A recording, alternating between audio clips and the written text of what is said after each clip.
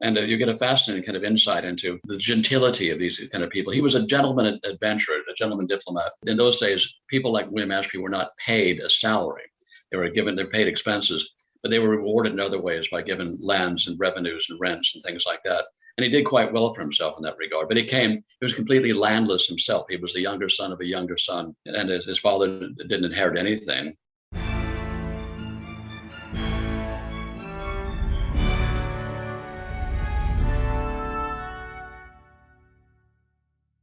Welcome to the pod. My name's Oliver Webb-Carter and I'm your host. Now recently I was thinking perhaps we've had a little bit too much of the Second World War and no Tudors since Sarah Griswold nearly a year ago now.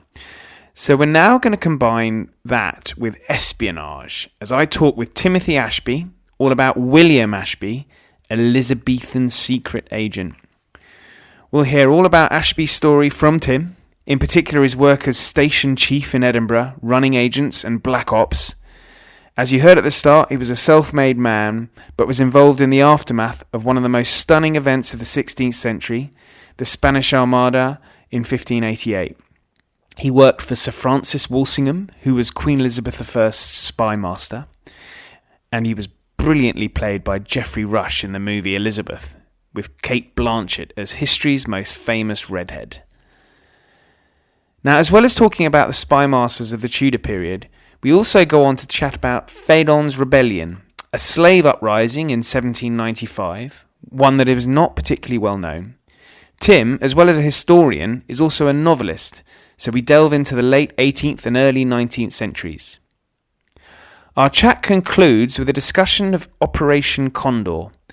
This was a controversial policy followed by the US during the 70s and 80s to help subvert left-wing democracies, often in favour of fascist governments, in such countries as El Salvador, Chile and Nicaragua.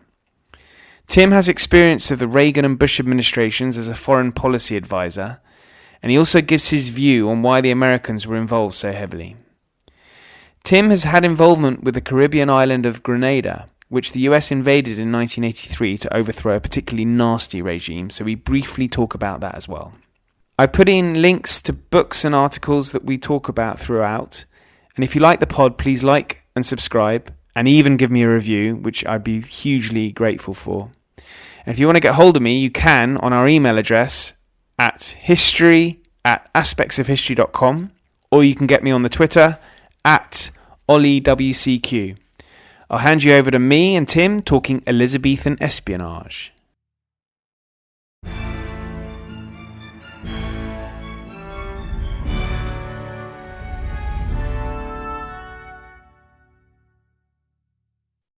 Okay, welcome to the podcast, Timothy Ashby.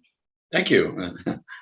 Well, it's great to have you on, Tim, and very much looking forward to this because we're going to cover a few things. We're going to dance around a bit of history because I want to mine your brain for many very interesting areas of history. So we're going to start off, though, in Elizabethan times, in the Tudor period. In particular, the subject of your history book, Elizabethan Secret Agent, the untold story of William Ashby, 1536 to 1593, who's a very interesting chap. And what's fantastic is that you have uncovered this. And so I thought it would be good for our listeners just if you introduced yourself, really, because you've got quite an interesting backstory, and I think that's going to help the listeners with some of the things we're going to talk about a little bit later. And then obviously we can talk about William Ashby as well, because obviously there's no coincidence between the two surnames. All right. Yes. Well, I've had quite an interesting, adventurous life, to put it mildly. I grew up on the island of Grenada in the Caribbean. It was still a British colony when I was a young man. My father was the chief veterinary officer, so I spent much of my time, rather than going to school, doing archaeological work, skin diving, sailing, and various things like that. There was no TV in those days in the island, and then moved to Spain with my parents after that. and lived in Spain. And in my later teenage years, I had an old Bultaco motorcycle, and I was fascinated by the Peninsular War, and I cruised all around Spain in the pre superhighway era on my motorbike, and actually would camp out on the Peninsular War battlefields like Albuera and Talavera, and in those days there were actually still bones and buttons and bits of muskets and things like that on the battlefield, and quite an adventure. I I had a map, I think from 1812, that was titled "The March of the British Columns Through Spain," and I actually followed that map, and again before there were any motorways like today, and and visited most of these famous places, even cities like Badajoz. I was always fascinated by the Peninsular War. So it's interesting you mentioned. Go ahead. It's interesting you mentioned Badajoz. Sorry to interrupt, but I was. This is a terrible name drop. Please forgive me. But I was interviewing Bernard Cornwall, I haven't visited Badajoz, but obviously he had, and he was saying that there is a Badajoz for our listeners, for the benefit of our listeners. There was it was the subject of, it was the location of a siege between the British and the French, and it resulted in a terrible. The British army, once they had overcome the battlements and got into the city, they then completely went mad and raped and pillaged through the whole city. And Bernard Cornwall, and this was about 1812, am I correct? Yes. And Bernard Cornwall was saying there's an air of melancholy, a sort of a very strange atmosphere in the city, because I think it also suffered in the Spanish Civil War. Is that what you found when you? Yes, I did. And of course, when I was there all those years ago, when I was a teenager, it was little developed. I mean, there was very few modern buildings, and it did have that air of melancholy, and it was a very kind of strange place. And it was, I mean, I haven't been back since. I don't know what it's like today, but I think he aptly describes it. Yeah, it's interesting. Did you go to Salamanca as well? I did go to Salamanca, yes. In fact, I studied intensive Spanish for a month in Salamanca a few years ago, and was able to get out to the battlefield, which is still pretty much untouched. I did exactly the same thing when I was 16. How funny. Yeah. So carry on, please. Forgive me for interrupting. Anyway, I'll quickly go over my subsequent. I have a doctorate in international relations, a PhD. I have an MBA from Edinburgh University, and also I'm a lawyer, an American lawyer. And I worked for the U.S. government. I was a political appointee in the last year of Ronald Reagan, and the first 2 years of Bush Sr., who I was a personal advisor to during his, well, he was vice president also during his presidential campaign. And I've subsequently lived and worked in various places around the world, including South Africa and various countries in Europe. And I worked for Ernst & Young after I did my MBA, and doing privatization work in Eastern Europe and Russia and the Czech and Slovak republics and Latvia after the wall came down. My dissertation was published as a hardcover book, much to my surprise, called The Bear in the Backyard. It went into nine editions about that time a Soviet policy towards the Caribbean and Latin America, and of course now Russian. So it's quite real. But I still get people commenting about that and asking what I think of the situation today with Russia. And I said the bear never really changes its fur, I suppose, instead of its spots. Indeed. I'm definitely going to be asking you about that. Yes, you've been quite busy this year, haven't you? And you've written books, novels, Seth Armitage thrillers, which are thrillers set in the US. But this year, this year you've written the William Ashby story, The Elizabethan Secret Agent, and then we'll talk about Ranger, which is your novel. Yes, they were both published this year, and one in January, one in March. And I wrote Ranger, get into that, but I wrote Ranger last year in 6 months, and then it took about 2 years to research and write the William Ashby book, which was, of course, nonfiction. It's a biography, quite complex, I must say. So we can get into that first, as you suggest. Yes, let's get into William Ashby. Who was William Ashby? Well, William Ashby, I discovered William Ashby during genealogical research. He was actually the first cousin of my 12th great grandmother, if that makes sense. It's quite a long way back. He was a footnote in an old edition of Burke's Landed Gentry, just a mere footnote that said William Ashby, Queen Elizabeth's ambassador to Scotland, 1588. I thought, well, that's all I know about him. There's nothing really available much online. And I was intrigued by this. First of all, you know, the year 1588, of course, Spanish Armada, ambassador. I thought this was quite an interesting person. So almost as a labor of love, I should say, I just kind of began casually researching him and discovered a huge body of material, of archival material in the British Library and the National Archives and various diaries, and had enough material to write a complete biography of him. And I discovered not only was he an ambassador, which was probably secondary to his main career, but he was also a top secret intelligence agent. I mean, actually employed by Sir Francis Walsingham for a quarter of a century, and actually very close to Walsingham. He appears in some of the biographies of Walsingham. There were brief references to him, and he accompanied Walsingham. He was with Walsingham in Paris when Walsingham was ambassador to Paris. He accompanied him to a delegation to Scotland in 1583.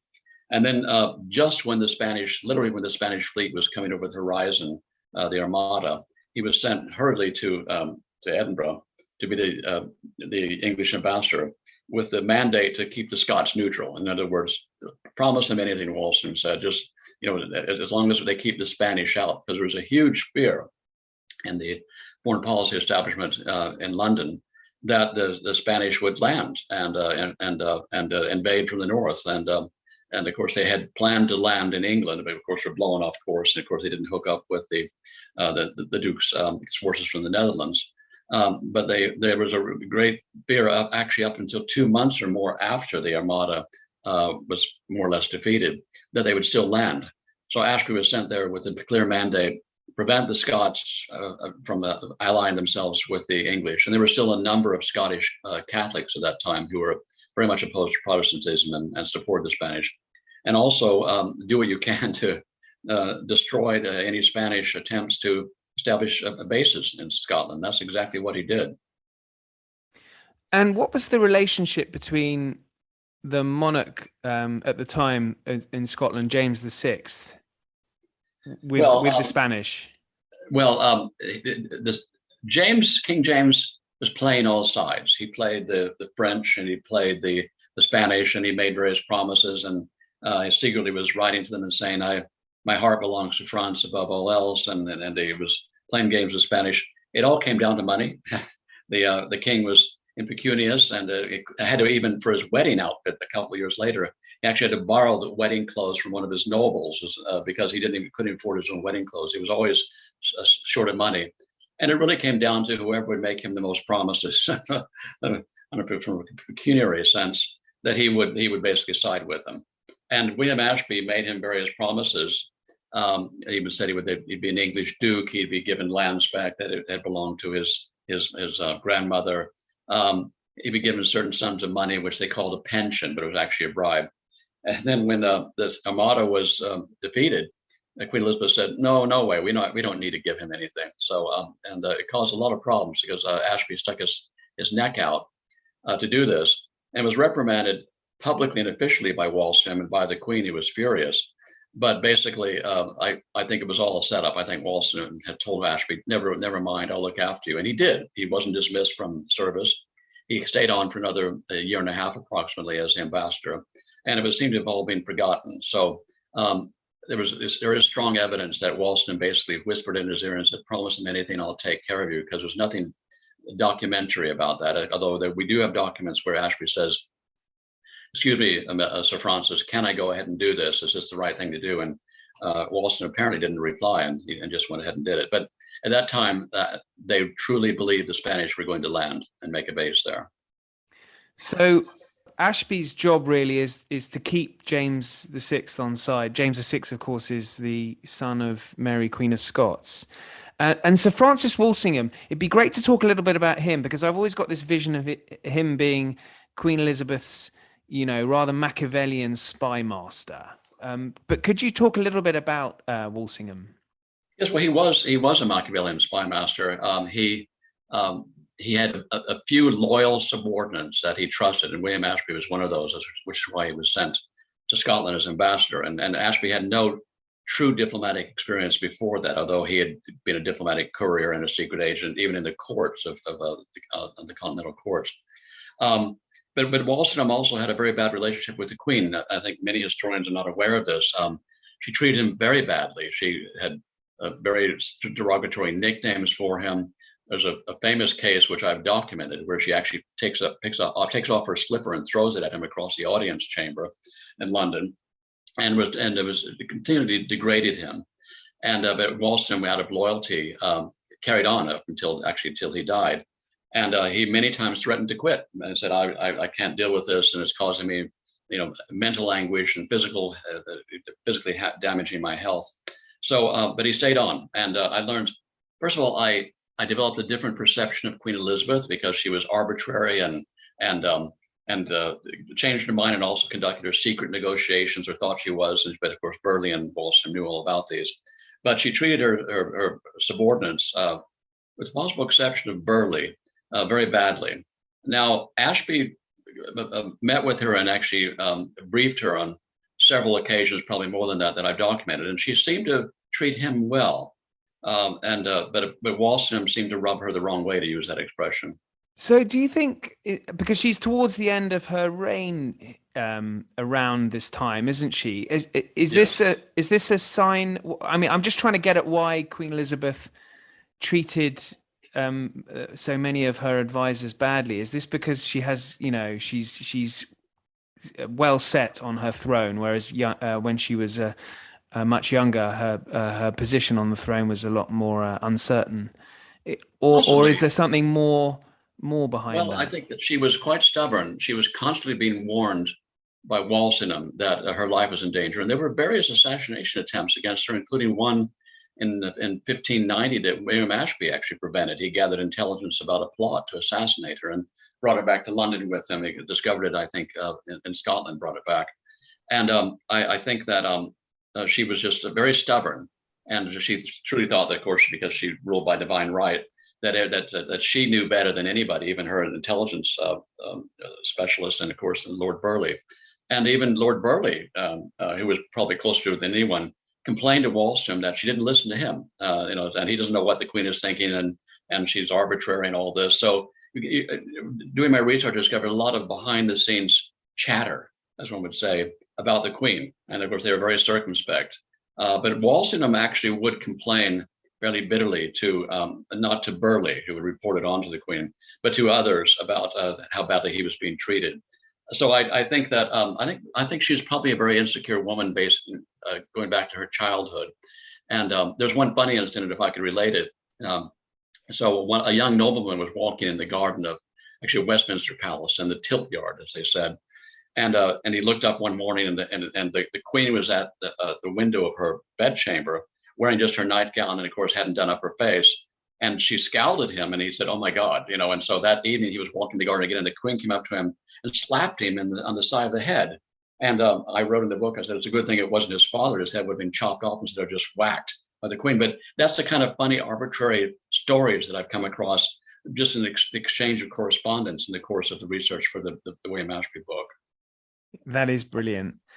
So William Ashby, there are plenty of tales of what he was up to, and I know we've spoken before, and you've mentioned really he's sort of running black ops that yes. that are probably quite familiar to CIA agents and that kind of thing. But it's uncanny, some of the things he got up to. So please give us some of the black ops he was up to. Well, first of all, he was primarily an intelligence agent, and in fact, he was known to enjoy his intelligence work more than the diplomacy. He thought diplomacy was a trial. He ran. He was basically the station chief, the equivalent of a modern MI6 station chief. He ran a number of Scots who were his agents. I mean, probably dozens, and in particular one named Smollett, who actually was recruited in 1583 in London by Walsingham personally, who was introduced to the Queen. And Smollett was co-opted by the English because he tried to murder the Chancellor Maitland. Anyway, to make a longer story short, the Spanish ship called the San Juan de Sicilia came to anchor in Tobermory Bay, and its sails were tattered, and it needed provisions and sails.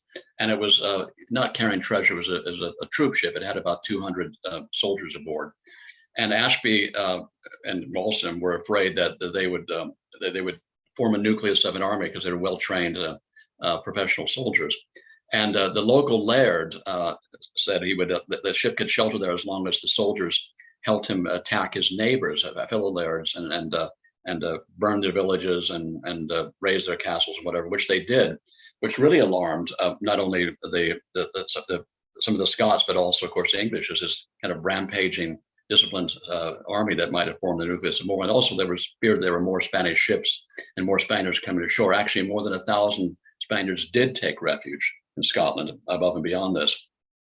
So Ashby conceived a plan, it certainly was Ashby's plan, with Walsingham's blessing, to send Smollett to ingratiate himself with the Spaniards and to be pretend that he was going to provide them with provisions, including new sails, so they could sail out of there and go back to Spain.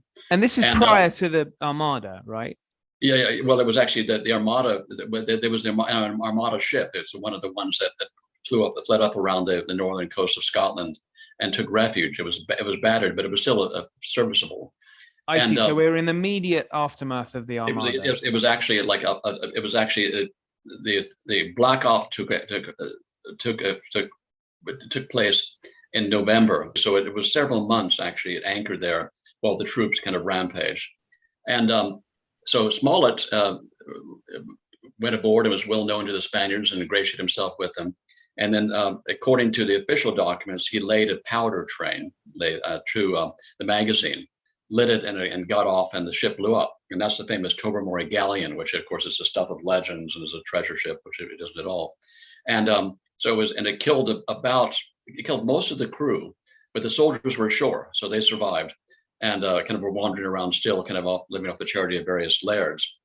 And then, but Ashby reported back that we have conclusive evidence in 2 letters that Ashby sent to Walsingham. Said, "You will know who carried out the operation," or the words, "who laid the train, one Smollett, who is known to you." And then Ashby smuggled him out of Scotland and sent him. He said, "Well, I need to get him Smollett out of Scotland." I'm sure that the local Scots would have known about this. So that's one operation he was involved in that effectively destroyed that ship. And then the second operation was that there were well over 1,000 Spaniards, as I mentioned, in Scotland, and they're being sheltered and given haven by King James. And of course, it was a neutral country then, so the English could not carry out active operations against them. They had to be clandestine. So Ashby negotiated a deal whereby the Spaniards would be allowed to leave Scotland and go back to the Spanish Netherlands and ultimately to Spain unmolested. And the Spanish said, "Okay, fine, but can you promise us the English will not attack us when we're going on the ships down channel?" And he said yes. So they confirmed that. But the problem was that they chartered 2 Scottish vessels to carry these. I think there were roughly 700 or 800 men who went. Another 300 or so stayed behind in Scotland. And as they were cruising down the English coast, they called into various English ports, and they were fed and sheltered, and no one attacked them. And just as they were crossing the channel to Dunkirk, a group of what were called sea rovers, who were the Dutch buccaneers who hated the Spanish, they appeared out of nowhere, and they attacked the ships and killed the Scots and killed most of the Spaniards. A few made it ashore. But it was certainly another Black Ops coordinated, so this English could claim clean hands. And we didn't do it. The Dutch pirates did it, but it was obviously coordinated. They wouldn't have known just when to attack them. So, and Ashby is the one who negotiated the deal. So I'm sure that he was behind he's tipping off the pirates too. So those are the 2 big Black Ops he was involved in. I'm sure there are many more smaller ones. Well, that latter one, that's certainly quite a lot of blood on his hands there, isn't it? Yes, it was quite a lot of blood on the hands. And funny, I was interviewed by a Spanish newspaper after the book came out, and the reporter kept saying, "Well, did William Ashby hate the Spanish?" And I said, "Well, no, it's not like that. Spain was the great power. It's like the Soviet Union in the past, or like the great power, and it was imperial power. And quite frankly, England was threatened. They threatened the very existence of the Queen and her Protestants, and they had open plans to come in and execute the Queen and execute the Protestants." And they thought they were in a fight for their lives, and these were legitimate enemies. They were at war with this country, just like we were during World War II against the Nazis. And it's not that he hated them; he was doing his job. And then and he Ashby got along very well with most people he worked with on the continent. He was quite the Renaissance man. But that's just it. He saw it as a job to be done and to protect his country and his queen. But after this operation, then, and he's still based up in Edinburgh. Presumably, he's not really blown, but certainly there must be questions about him. I think that it would have been known that he functioned as station chief as well as ambassador. I think that everybody did that in those days. Certainly, the Spanish ambassador in London, where everyone knew he was the top intelligence agent, and the French ambassador too, at the same time. Ashby got along quite well with the Scots. He actually developed an empathy with the king, unlike many of the previous English ambassadors and some who came after. He actually defended the king. He said, that we've got to help him and we want to stay on his good side. And as you know, that later on, the Burleys and especially Cecil secretly supported him to succeed the queen. The queen never named him as her successor. She didn't like King James. She said nasty things about him. She even threatened to have him assassinated at points, and discovered documents to that effect. And she called him a nasty little boy and things like this. So she didn't want to. She never said he should be her successor, which is what he wanted. But certainly Ashby laid the foundation for a much better relationship that led to him succeeding the Queen. Ashby was a close personal friend of Lord John Hamilton. And in fact, Ashby became the godfather to Lord John's son, who became the second Marquis of Hamilton. And the King James was the other godfather. It was quite an honor in those days. And I'll tell you an interesting story about that, if I may, about the book. So we didn't have, for the illustrations of the book, we didn't have a portrait of Lord John Hamilton. He was the first Marquis of Hamilton. And even though he features very prominently in the book. So my editor found the current Duke of Hamilton, approached him and said, "Do you have any portraits in your castle of Lord John, your ancestor?" He said, "Well, yes, we do actually." She got permission to go and take a photo, which included in the book, and the Duke actually held the ladder. She got up in the ladder with her digital camera to take this, and that's in the book. And he was fascinated by this curious history whereby his ancestors, the baby was, that William Ashby was the godfather. So he has a copy of the book. That's a great story, isn't it?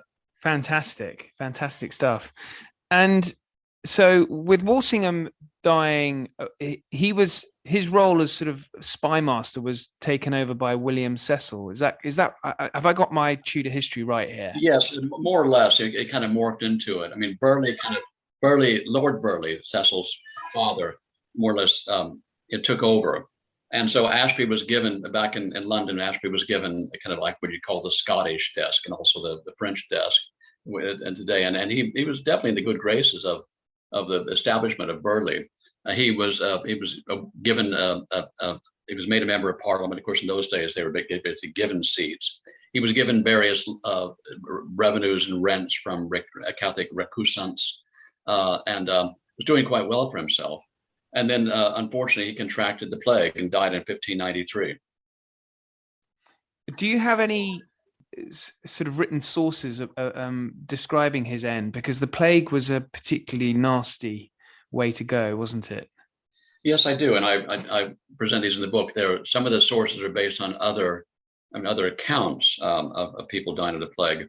We do know from his will, which is a fairly detailed will. We know he was attended by a doctor, and the doctor describes his symptoms, and he describes him rallying enough to name a few people, including his servant, in the will and asking that this be done, and then he kind of lapses back into a coma. So we do have those descriptions, but the story fits in neatly because at this particular time when he died, and he died actually on Christmas Day of 1593. We know that the plague was sweeping through. In fact, the Queen withdrew to Windsor and actually wouldn't allow anyone to come close. So the roads were swept clean, and people who were refugees were forced back, and it was a horrible situation. So I feel sorry for William Ashby because he obviously had big things to look forward to. He was only in his 50s when he died. But it's funny, he still referred to himself as an old man. So, yeah, I guess he was by 16th century standards. And so obviously the surnames your surname, his surname is the same. What's the family connection? Yes, he was the first cousin of my 12th great grandmother, whose name was Barbara Ashby of Lowesby. And it might sound like a tenuous connection, but fairly closely entwined family who were well connected in Leicestershire, where they were from. And I just think in a way I was doing him a great service by kind of telling his life story. It was an adventuresome story. He did a lot of other interesting things. He fought off pirates on the Rhine, and he described it in the letter to Walsingham. He negotiated the release of an English diplomat who was taken hostage by a Spanish surrogates and didn't succeed. But he met with the Duke of Cleves, who was Anne of Cleves' a younger brother, and negotiate the deal, and lots of descriptions of these types of things that he did. And he was a Renaissance man. He takes a leisurely tour with his best friend, Sir Arthur Throckmorton, cruising down the Rhine, drinking wine and buying books at the Frankfurt Books Fair. There actually was a Frankfurt Books Fair in those days too, and talking about the fine meals they had and the friends they made, and you get a fascinating kind of insight into the gentility of these kind of people. He was a gentleman adventurer, a gentleman diplomat. In those days, people like William Ashby were not paid a salary. They're paid expenses, but they were rewarded in other ways by given lands and revenues and rents and things like that.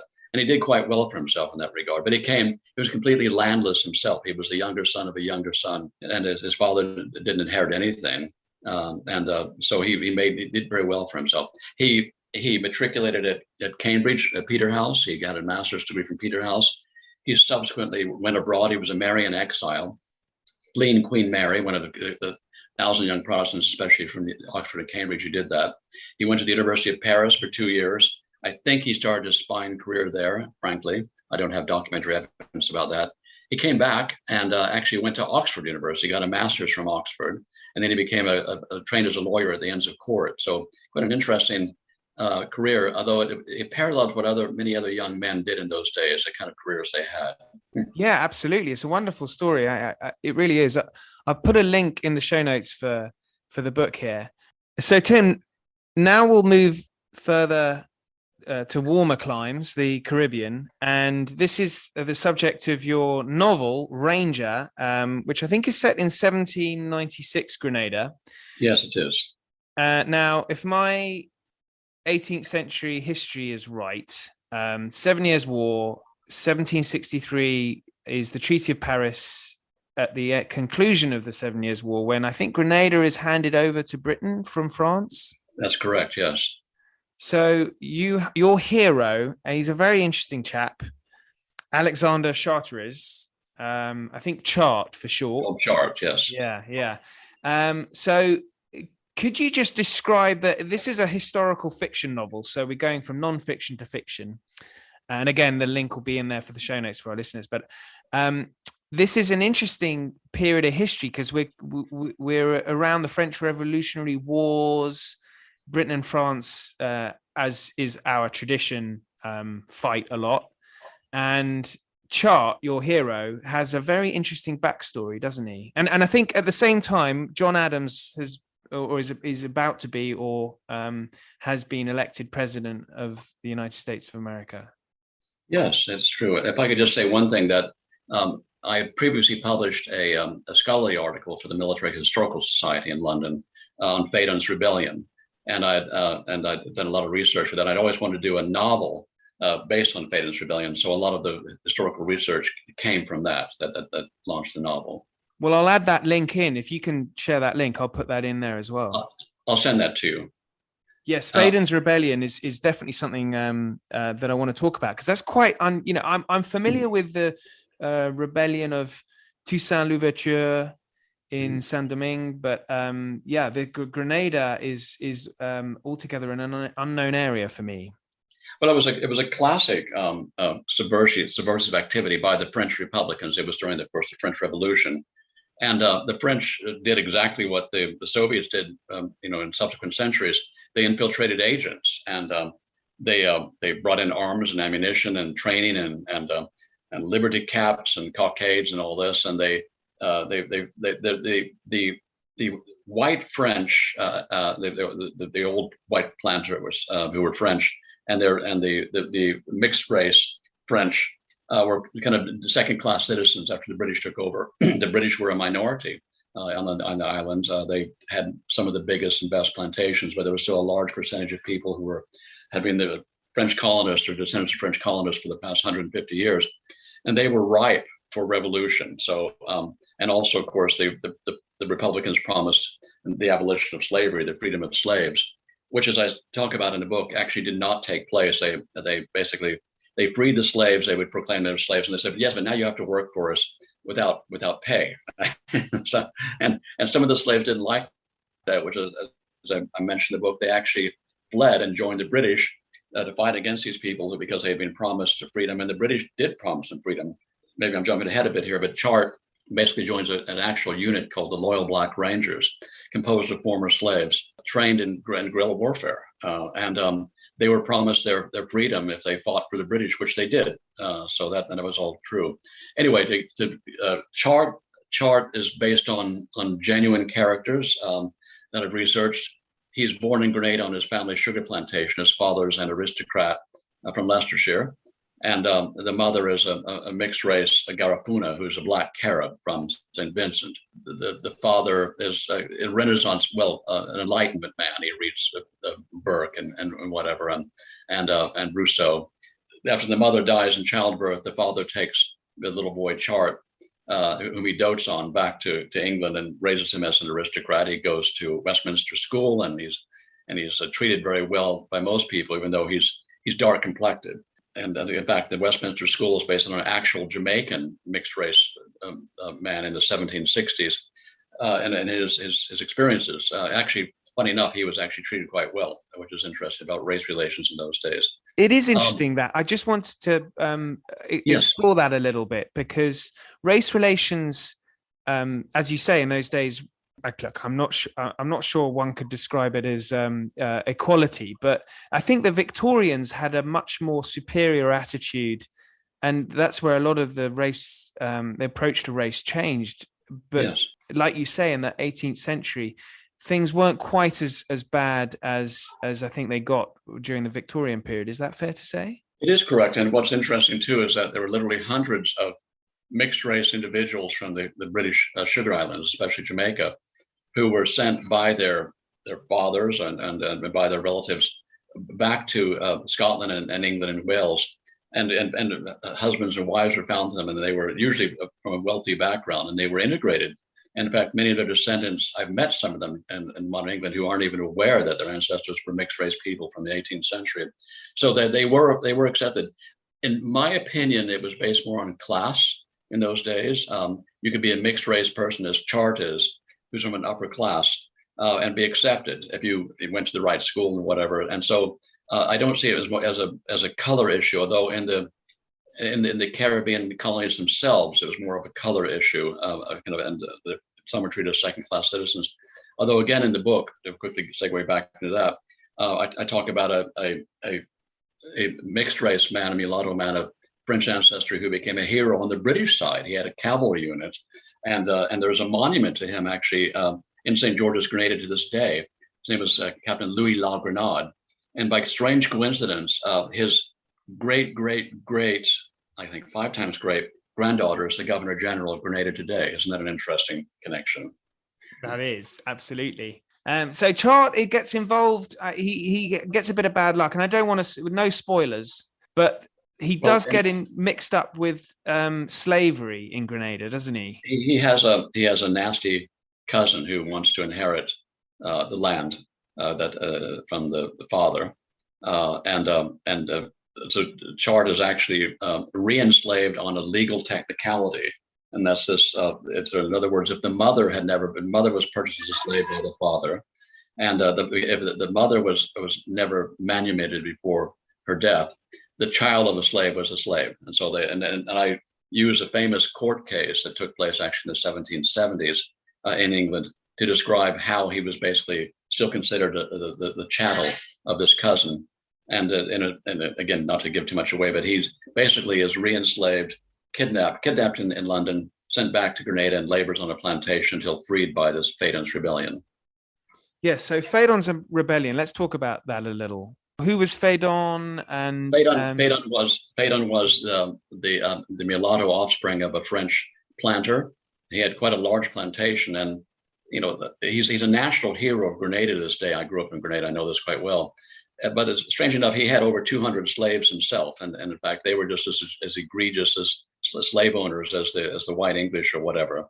And so Fédon led the rebellion. He fancied himself a French Republican, considered himself a general. His brother, strange enough, was the chief slave catcher on the island during the British colonial period. So you see how this is all nuanced. History is so nuanced, which I talk about quite a bit too. And they, the French Republicans and the freed slaves almost captured Grenada. They pushed the British back to just a small capital city of St. George's, and the garrison was small, and they were almost defeated. Then the British brought in, I think, 15 different units and various regiments, including the 17th Lancers and various other Scottish regiments, and the 60th Foot, and many of these were brought in. It was a vicious guerrilla warfare throughout the island, throughout the jungles, and many of the techniques actually adopted in those days were used by Sir John Moore in the Peninsula. And John Moore was not in Grenada, but he was bought in St. Lucia at the same time. Wonderful. I'm a huge fan of Sir John Moore. I'm going to put a link in for the listeners if they want a Wikipedia page for him. The great what if of history, had he not been killed at the Battle of Corunna, would he be, well, he wouldn't be the Duke of Wellington, but the Duke of Wellington wouldn't have been around, probably. Probably not, yes. And I've admired him too. And he was also very supportive of the emancipation of the Black people to join the British Army, and founding the West India regiments, of course, which saw great service. Really? I didn't know that. Oh, that's another string to his bow. He's the one who suggested recruiting Black soldiers and emancipated slaves, freed slaves, to form these Black regiments. He said they can do better service. And if I could quickly add that my new book, the sequel to Chart, is about the Black regiment serving at the Battle of New Orleans against the Americans in 1814, 1815. So that's where Chart reappears now as an officer in one of the West India regiments.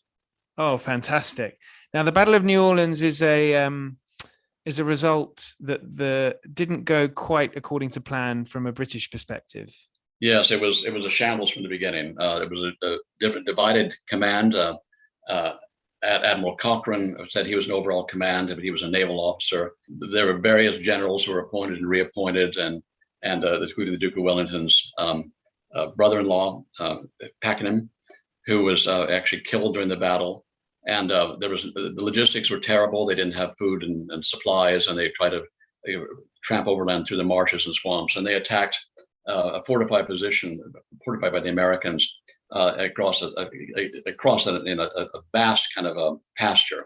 And just a couple of months ago, I actually went to that battlefield and walked all around it, and just can imagine this marshy field, the British regiments marching in column against 24-pounder cannon with grape shot and canister, and all these riflemen. And of course, many of the Americans had rifles. They picked off almost all the officers. There was one of the largest percentage of British officers killed in any one action, mainly by riflemen shooting them off their horses. Anyway, I won't give too much away, but the book will be finished sometime later this year. Wonderful, wonderful. Well, we're just moving on to the closing stages of our chat. And this is what I'm also very interested in. Particularly, you mentioned nuance of history. We're now going into your experience from the 80s in Latin America. Now, this is around the time, and I'm concerned that at some point you're going to go, no, I'm afraid I can't talk about that. But I'm going to ask you anyway, because this is so interesting to me, is American involvement in Latin America. Now, I think there is a Operation Condor was sort of the official term described. But this is where across Latin America, a number of countries have, certainly contrasting political parties, or left and right. And the differences were quite stark. And obviously, Reagan views Latin America as the back door.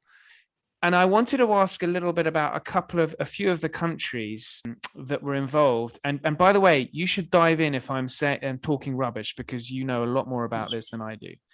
But I was interested in El Salvador because we haven't mentioned this, but we've both got experience of Belize in Central America, which is nearby El Salvador. I was an archaeologist there for a bit, and you spent some time with the British Army there, I think. But Well, just my birthday, the 21st birthday in the Joint Warfare Training School. a memorable moment of anyone's 21st, yeah. But Salvador suffered during a terrible civil war where, now, this is where I'm going to posit something, and you're going to tell me I'm completely wrong. But we had a pro-American fascist government that was disappearing people left, right, and center, and some terrible examples, terrible atrocities. I'm thinking of, and I'm going to put links in for our listeners so they can explore more if they like, where nuns were murdered by members of the paramilitary organization, I think linked to the Salvadorian government. But could you sort of give the opposing side, the Reagan answer to what I've just said, which is, a pretty distasteful regime? Why did America get into bed with such a regime? Well, there was genuine concern, and of course, a lot of intelligence evidence that the guerrillas, they were communist guerrillas, were being backed and supplied by the Soviet Union, by Cuba. In fact, even led and trained by the Cubans. Funny enough, as I mentioned, it was similar to Fédon's rebellion. I could just add one more aside as to how I got into this. I was living in Grenada in my early 20s, and I was a businessman. I had putting together a restaurant, and I had a small factory and real estate development. And they had a communist revolution there in 1979, and I lost everything at a very young age. And I was apolitical before that, but it motivated me to go to university and do my dissertation. It's called The Bear in the Backyard, Moscow's Caribbean Strategy, which I was able to have access to intelligence documents under the Freedom of Information Act, and expose exactly what you're asking about, in other words. And I talk about El Salvador and Nicaragua and Grenada and places like that. And it's well documented that there was a strong subversion going on. Of course, obviously, that there was a reaction against the brutal regime of the right, the US-backed regime. So the United States policy at that time, which is a long time ago now, was similar to what the policy in Vietnam. Basically, they thought there was going to be a chain reaction that if they didn't stop communism there, it would spread to other countries, and a domino effect, they called it. And so that's why before that, the U.S. backed these dictators, even though they knew about the human rights violations. They said it was the lesser of two evils. That changed later. And they decided to put more aid in, and also they focused on democratic elections and whatever. Frankly, most of those countries are still a mess today. But the subversion is more from the narco-traficantes, the drug dealers, than it is from the left. Cuba doesn't care about them. Cuba has no resource anymore, and Russia certainly isn't interested in them. But now the major drug lords are basically running the show and causing subversion of their own right if they don't actually control the government. My immediate thought is Mexico, obviously, but are you saying that many more of the countries in Central and South America? Yeah, I don't want to stick my neck out here, but yes, I'd say they all have a strong element of influence by the drug lords, even to this day. Yes, I see that. I mean, with Belize in particular, and Belize had, I think, traditionally always been a stop-off point to America, but that's increasing. I guess since the British Army pulled back, that became more of a location for this kind of thing. It is, and also the drug lords bribe everybody. There are many poor people, including politicians, and I think like there's a recent case in the British Virgin Islands where the premier was replaced because he was heavily in bed with the drug dealers, and the same in the Bahamas. And you have these very poor countries, and you have a lot of money to spread around, and they provide way stations for transporting narcotics to the U.S., which is like a great hoovering effect as far as this massive desire for drugs all across the country. Well, Grenada itself, and you're a Grenadian, obviously, aren't you? You're born. No, I'm not a Grenadian. I lived there, but I wasn't born there. I've lived there for a number of years.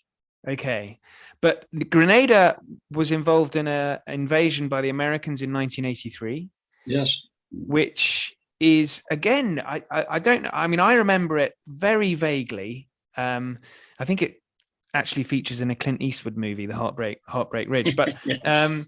Grenada, Reagan sent the troops in, and this was quite, from a British perspective, this was highly embarrassing because it was part of the Commonwealth, and I don't think the British government was informed beforehand. But why did the Americans go into Grenada?